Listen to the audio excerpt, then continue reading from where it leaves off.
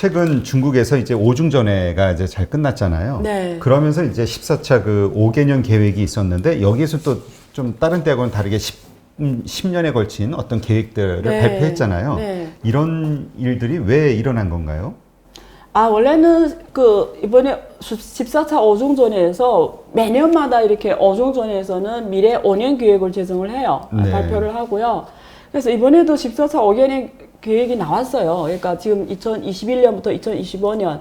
그래서 근데 뭐 구체적 경제 성장률 목표는 제시하기가 어려웠고요. 근데 거기에서 조금 다르게 느낀 점이 2035년까지 중국은 기본적인 사회주의 현대화를 실현하겠다 이런 표현을 썼어요. 그래서 2035년 시점을 제시한 거거든요. 15년 후의 시점. 예. 근데 제가 그때 몇 번 나와서 말씀드렸지만 제가 이게 미국을 이식한 부분이 있어요. 제가 그랬죠. 미국하고 중국은 이혼할 수가 없다. 언제까지? 2035년까지. 제가 옛날 그런 얘기 한 적이 있어요. 그래서 왜 중국은 앞으로도 미국에 완전히 뭐 1대1로 대응하지는 못하지만 그래도 견제할 수 있는 정도로 크려면 아직도 15년이 더 필요하단 말하고 똑같이 이해하시면 돼요. 네. 예. 그러면 2035년까지는 되면은 중국은 이제는 누구도 흔들릴 수 없는 국가가 되겠다라는 게 그 뜻이라고 보시면 돼요. 사회주의 현대화 건설의 함의. 그래서 미국 지금 우리 성장률로 봤을 때 앞으로 5년이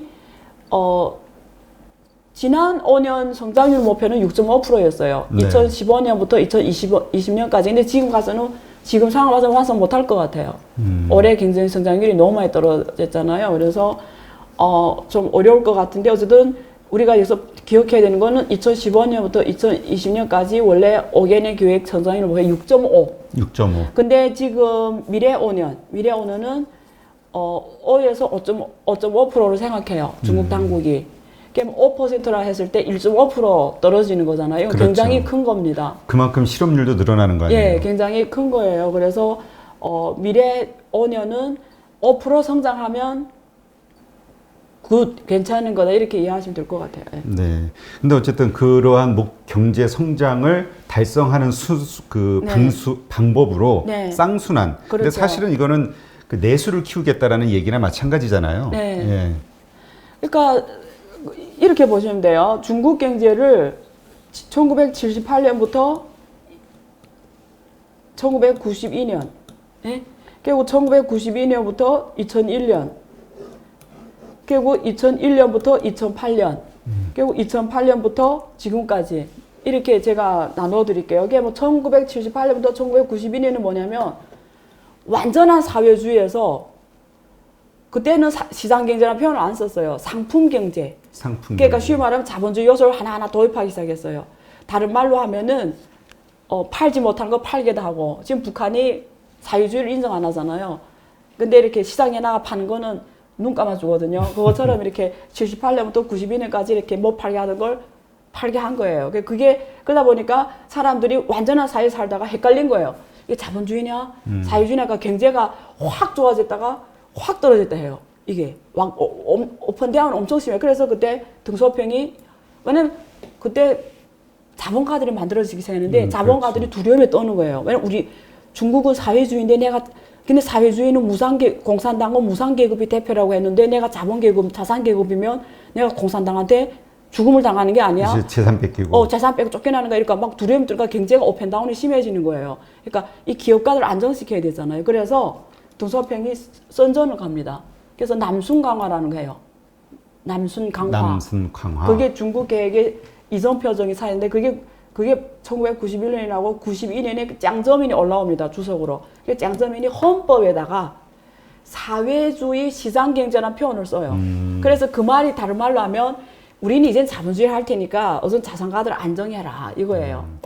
이제 법으로 규정했잖아. 이렇게 계속 앞으로 쉬운 말로 하면 앞으로 자본주의로 갈 거라고 썼잖아. 그러니까 안정해라 이거고 두 번째는 강택민이 세계 대표 이론이 있어요. 이게 그 사람의 철학입니다. 그게 중국의 공산당 당장에 기록이 되는데요. 뭐라고 썼냐면 공산당은 자본가의 대표이기도 하다고 썼어요. 그 말은 뭐죠? 자산가들 보고 우리는 공산당 역시 내내 영도하는 사람이다. 그러니까 내내도 역시 우리 편이다 이 뜻이니까 정치적으로도 안정을 주고 법으로도 보호해주고 이래서 중국 경제가 고속으로 발전합니다. 그게 92년부터 2001년이 강태민 시기예요. 10년. 네. 근데 또 2001년에 큰일이 발생해요. 그게 뭐냐면 WTO에 가입을 합니다. 그게 미국이 이번에 그게 바이든이 인선위에 들어와요. 그 사람이. 그래서 2001년에 WTO 하니까 2001년 전에는 동네에서만 놀아요. 동네에서만 놀다니까 글로벌 기업이 없잖아요. 그렇죠. 그리고 큰 게 한여 개가 있잖아요. 그러니까 2001년에 WTO에 가입하면서 중국 기업들이 해외를 진출하기 시작합니다. 그래서 국제 무대에 이제 입성한 거죠. 그래서 국제 무대에서 막 싸우고 치고 수출하고 이러면서 중국 기업이 본격적인 중국의 부흥의 시대가 열려요. 그래서 클라이막스가 그다음에 2003년에 후진토가 올라옵니다. 그래서 중국 경제가 중국산을 보기에 가장 행복했던 게 2001년부터 2008년. 아, 그래요? 2008년은 글로벌 위기가 터져요. 그 전까지 중국은 다 윈윈. 당신도 윈, 나도 윈. 다 고속으로 성장하고 다 부가 그냥 모두가 같이 부자가 되는. 네, 다 같이 부자되고 아까 말하는 빅테크 기업들이 이럴 때 고속으로 성장합니다. 그래서 그다음에 또 해외 기업들이 막 중국에 막 엄청 들어가요. 네. 그러니까 고 퀄리티 높은 질의 일자리가 수없이 늘어나요. 그러니까 중국의 국제 인재들이 막 만들어지고 그다음 유학생도 해외 엄청 나가면서 또 해외 인재 들어오기 시작한 시점도 이때예요. 그러니까 부흥이지. 그래서 2008년까지 경제가 엄청 잘 가요. 그 부동산 호황기를 맞습니다. 그래서 부동산 부자가 대거 나오기 시작해요. 다 이때 부자가 부동산 부자예요. 그러다가 글로벌 금융 땅 터지면 중국이 엄청난 샤격이 옵니다. 네. 그래서 전통 산업들이 다 무너지기 시작해요. 그때부터 지금까지 무너져 온 겁니다. 죽을 애 다 죽었어요. 그래서 중국이 4조 위안이라는 마취약을 맞아요. 엉덩이에다가 4조 위안 마취를 딱 쐈어요. 그 4조 위안을 푸니까 그 당시에는 경제가 다시 또 인프라 투자 엄청 하는 거예요. 길을 깔고 뭐 시멘트 GDP를 재정 정책을 썼다. 예, 4조 위안을 딱 푸니까 지방 정부 매칭 펀드로 4조 위안을 8조 위안 넘게 돈이 들어가요. 이게 사람을 그냥 마취약을 맞은 거예요. 아픈데 글쎄. 여기 암이 있어요. 암이 도려내야 되는데 마취약을 맞은 겁니다. 그러니까 안 아파진 거예요. 그래서 막 좋아진 것 같아 몸이. 중국 경제가 좋아진 것 같아. 그래서 2010년 기반 2011년에 GDP가 1번을 초월하면서 세계 G2가 됩니다. 그러면서 중국이 세계 위상이 세계적으로 올라가요. 이게 G2 국가가 된 거예요. 그러면서 중국이 이제는 어깨가 딱 힘을 주고 그 다음에 2012년에 누가 올라오냐면 그 시진핑이 올라옵니다. 그 다음 또 중국 국기, 중국 제조 2025, 1대1로 위안화 국제화 뭐 이런 이제는 중국은 도광양대가 네. 아니라 중국 국기 그리고 중국몽. 다시 중국몽 중국이 옛날에 세계 1위 하던 시대로 돌아간다라는 걸 시진핑 정부가 제시를 합니다. 그러면서 지금까지 온 거거든요. 그래서 이렇게 오다 보니까 근데 아까 말했죠. 제가 마취약을 맞았다 했잖아요. 경제에 암은 도리어 안 낸 거예요. 그게 뭐냐 전통 산업의 과잉 생산. 그렇죠. 그리고 중국 GDP가 시멘트지 부동산 GDP. 그게 부동산이 이제는 경제에서 퇴출을 해서 고첨단 산업. 그리고 중국이 이제는 중국 사람들이 소비를 높여줘 가지고 소비 주도형으로 가야 돼요. 근데 전통 산업이 월급이 낮잖아요. 그렇죠. 그러니까 우리가 김밥을 팔아서 부자가 못 되잖아요. 그게 마진이 천 원이 안 되잖아요. 그걸 언제 부자가 됩니까? 그거 똑같은 도리예요. 중국 사람들이 주로 노동력으로 월급으로 돈 벌었기 때문에 내가 소득이 우리가 사람 소득은 노동소득하고 자본소득으로 나뉘어요. 그렇죠. 그럼 노동소득은 영원히 부자가 될 수가 없어요. 그러면 자본소득을 높여줘요. 자본소득이 무엇을 통해 실현해요? 자본시장을 통해 실현해. 자본시장을 키워야 됩니다. 근데 자본시장이 지금까지 개방 안 했기 때문에 계속 유화 단계, 유화. 캐피탈 게인이 클 수가 없었던 거예요. 그럼 노동소득을 올려줘야 돼요. 그 노동소득을 올리면 이제는 노동력으로 버는 이런 노가다 일이 아니라 고퀄리티 산업이 중국의 주도 산업으로 들어와 줘야 돼요. 고첨단 산업. 예를 들면 한국은 반도체 일자리가 그렇죠. 생겨야 되죠. 근데 그게 하루아침에 생깁니까? 안 생기잖아요. 더나도 미국의 제재가 있고 그리고 R&D 투자를 해야 되고 10년 넘게 세월이 흘러야 돼요. 그래서 지금까지 경제가 좋아진 적이 한 번도 없어요. 좋아졌다고 하는 거는 어떤 분들 그렇게 믿겠지만 잘못된 거예요. 근데 어쨌든 성장은 했어요. 성장은 했어요. 그러니까 안에서 상처는 계속 골마가고 있다. 골마가고 있었죠. 그래서 중국이 10,000달러 시대 작년 말 기준으로 됐어요. 그게 10,000달러면 어떤 의미냐면 경제학에서 본격적인 소비 시대가 열리는 거예요. 그러니까 우리 보기에 중국이 뭐 광고를 제 소비 와 이러잖아요. 뭐 하루에 뭐 1,780 몇 억씩 팔고 이러면 한국의 모든 백화점이 1년 매출이 하루에 일어나는 거예요. 그렇죠. 그것도 한 개 쇼핑몰에서. 그렇죠. 와 이러잖아요. 근데 놀라운 거는 중국의 소비는 이제 시작이라는 거예요. 이제 시작이다. 지금까지는 이제 그냥 먼저 하는 전시에 불과했다. 그래서 지금 시대라는 거예요. 그래서 쌍순환이 이미 뭐냐면 이제 $10,000 시대가 온 거예요. 그러면 뭐죠? 어제는 소비 주도형으로 갈 수 있는 시대가 온 겁니다. 그러면 중국 사람들이 소비를 높여줘야 되니까 밸류체인이 고부가치 밸류체인을 중국에 다 만들어줘서 일자리가 고 밸류체인으로 제공해야 소득이 올라가면서 소비 주도형으로 갈 수 있는 거예요. 그게 쌍순환에서 내순환의 함입니다. 그래서 과거에 해외에서 부품을 조달했던 거를 예를 들면 한국에 부품을 썼잖아요. 그러면 한국에 일자리 만들어진 거잖아요. 그렇죠. 그거 싫고 국내에다가 그 생산 제품을 만들어서 중국 사람들이 거기서 일하게 해서 그 월급을 중국 사람 받게 해서 그게 또 소비하면서 소비 주도형으로 간다라는 거예요. 그래서 그게 국내 내순환의 의미고요. 근데 쌍순환을 했는데 그게 두 번째 외순환입니다. 외순환이 뭐냐면 과거에 중국이 해외 글로벌 밸류체인의 관계 속에서 난 노동 임금을 벌었잖아요. 그렇죠. 예를 들면 100만 원짜리 애플폰을 팔면 중국 노동력 버는 게 10,000원밖에 안 돼요. 99만 원은 한국이 벌어가고 미국이 벌어가고 대만이 벌어가고 유럽이 벌어가고 그러니까 얘는 노동력밖에 못 버니까 아무리 많이 팔아도 나는 부자가 못 되는 거예요. 그래서 외순환도 이제 노동력을 버는 게 아니고 이제는 중국지수 2025라고 했잖아요. 근데 미국이 그걸 때리니까 그 단어는 이제는 안 써요. 그래서 이번에 그 표현을 뭐라고 쓰냐면 핵심 영역. 그러니까 네 목숨을 조리는 기술. 그러니까 이 기술이 없으면 너는 네 목숨 항상 다른 사람한테 끌려가는 기술들이 그게 반도체, 5G, 6G 그리고 인터넷 생태계 있잖아요. 그거 아세요? 우리가 그 인터넷 칠 때 앞에 HTTP 이 주소 있잖아요. HTTP 주소. 이게 최종 서버 미국에 있습니다.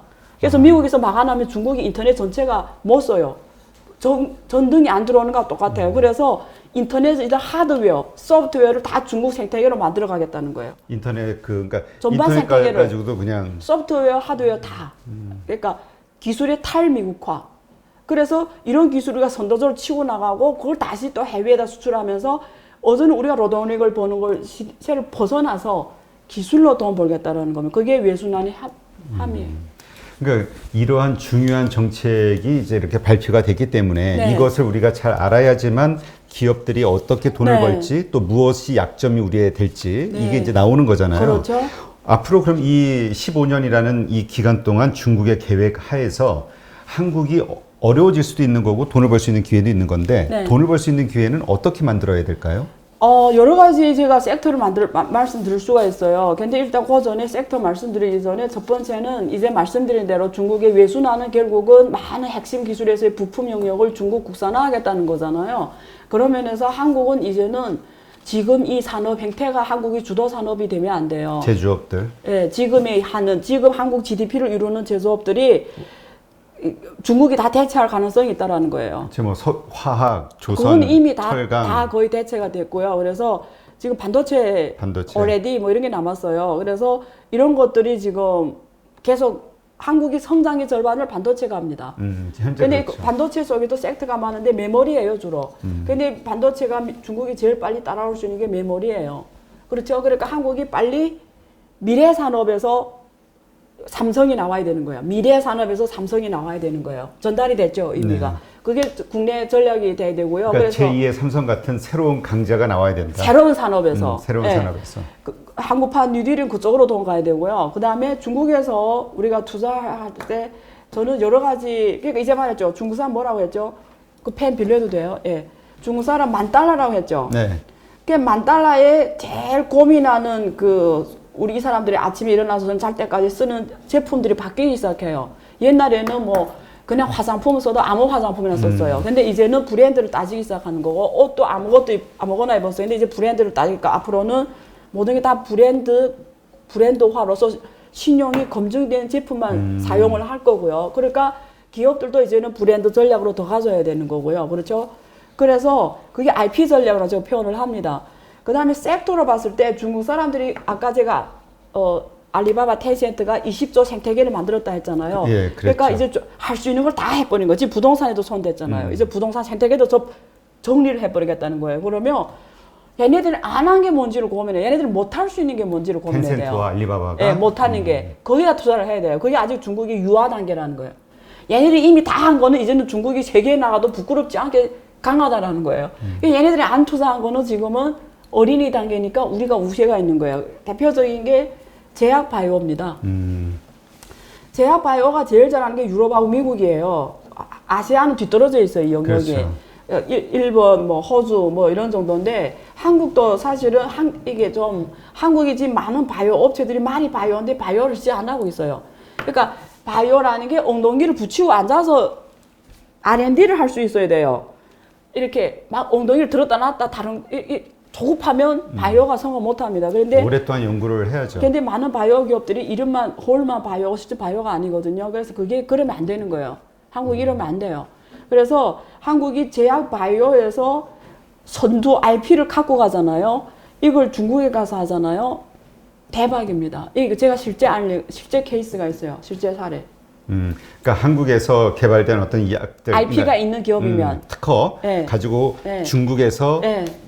일단 시장 규모가 있으니까 시장이 우리가 생각할 뭐 화장품 다 저리 가라예요. 그러니까 중국 사람이 이제 뭘 제일 걱정하죠? 건강. 왜냐면 코로나 때문에 특히 이 코로나 때문에 더 그렇게 됐어요. 건강이에요. 건강은 치료제하고 영양제가 있죠. 그렇죠? 건강식품. 네, 건강식품이죠. 그리고 아름다움. 왜냐면 건강하다는 게 아름다우니까 그렇죠. 이너, 아웃사이드 다 포함해서 이게 다 우리가 헬스푸드, 제약바이오 이쪽이에요. 그러니까 누가 이제 전 세계 미션이 생겼어요. 이 문제를 해결하는 사람이 전 세계 거부가 되는 거예요. 누가 14억의 중국 사람을 잘 먹고 잘 자게 하고 정신이 건강하게 해피하게 즐겁게 오래 살게 할 것인가 이걸 해결한 사람이 두 번째 마윈이 되는 겁니다. 답은 단순한데 그 어마어마한 사이즈인데요, 이게? 근데 제가 어떤 때 얘기를 크게 해서 그렇지 다 실제 사례가 있어서 자신감 있게 팍팍 얘기하는 거예요. 어쨌든 이 관련된 거 어쨌든 바이오, 헬스케어, 네. 그 다음에 건강식품, 하여튼 뭐 이런 쪽의 산업이 앞으로 우리가 나아갈. 근데 이번에 또 사실 코로나 때문에 이 바이오라든가 방역에 대한 인지도가 글로벌리 상당히 높아졌잖아요. 한국이 브랜드 그 파워가 네. 잘 살릴 수 있으면 좋겠네요. 잘 활용해야죠. 기회가 좋죠. 네. 알겠습니다. 네, 오늘 이렇게 해서 안유아 교수님과 또 중국과 미국과 흘러가는 여러 가지 경제 정치적인 문제들, 그 다음에 우리가 어떻게 중국의 변화에 맞춰서 계속 돈을 벌 수 있을까? 네. 그 방법들에 대해서 알아보는 그런 시간을 가졌는데 또 오늘 역시나 좋은 인사이트를 주셨습니다. 네. 오늘 정말 뜻밖입니다. 식사도 안 했는데 이렇게 부드럽게 오늘 방송이 마무리가 되다니. 저 부드러운 사람입니다. 네. 아니 근데 약간 근데 또 그 재미도 있어요. 약간 이렇게 흥분시켜 드려가지고 네. 흥분해가지고 막 나오는 얘기가 또 재밌거든. 맞아요, 예. 맞아요. 그러니까 이게 제가 오늘 억제하면서 하니까 그런 게 좀 부족하네요. 차분하니까 또 재미가 없네요. 계속 그 컨셉으로 갈까요? 계속 좀 네. 굶은 네. 상태에서 네, 약간 네, 네. 방송 전에 열받게 하고 알겠어요. 그다음에 시작을 하는 걸로. 네, 다시 컨셉으로. 네. 알겠습니다. 네, 이제까지 안유아 교수님과 함께했습니다. 네. 고맙습니다. 네, 감사합니다.